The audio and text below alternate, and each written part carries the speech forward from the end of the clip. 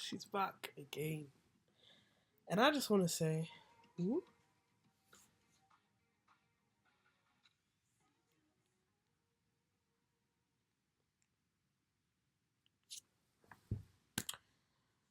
I feel like,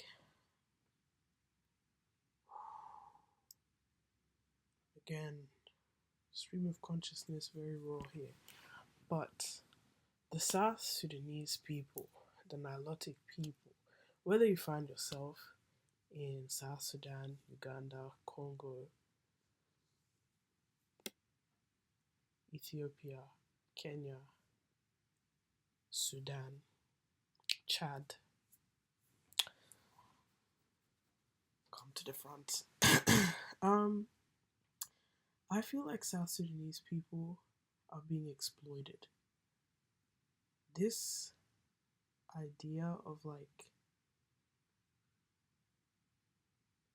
Nilotic representation in art and fashion in the Western world, I feel like it's being so exploited. Whilst I have some sort of like a very basic understanding that African art isn't so much like uh, engaged with the same way Western art is. So someone can make a painting today and it goes straight into a museum or it goes straight into somewhere for everybody to see and just like gawk at and marvel and walk around and oh, this represents this. African art is more alive in some kind of way. So African art is like a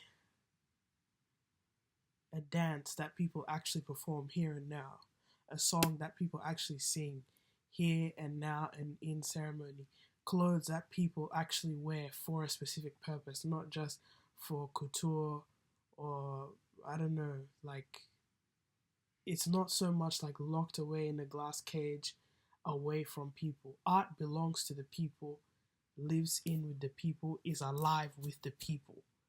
And if I could go a step further, art is almost personified. No, given when something is created, art is almost alive in the same way that a human is. Now, I don't want to extend the. I don't know. That can just go down a whole different slippery slope with like idolatry and other stuff. But that in mind, I feel as though Nilotic people do not seem, in the modern days anyways, it doesn't feel like there is much desire, not just desire, but much excitement or buzz around defining the self with art.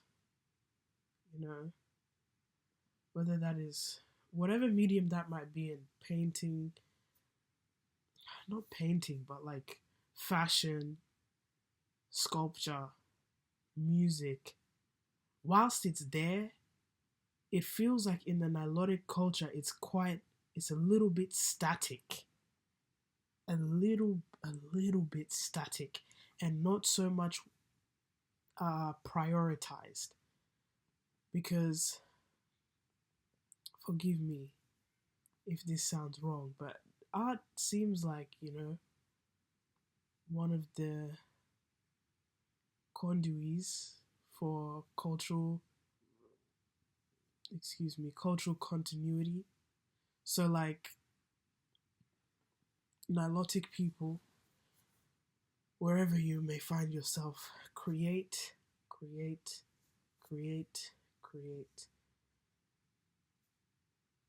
The world, I often say or have expressed that going through my life experience and, you know,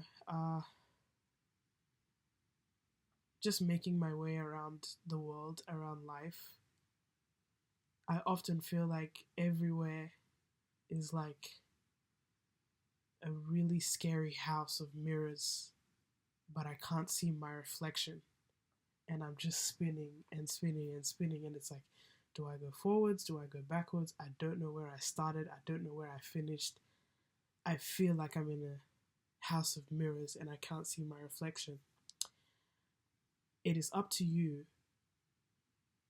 to,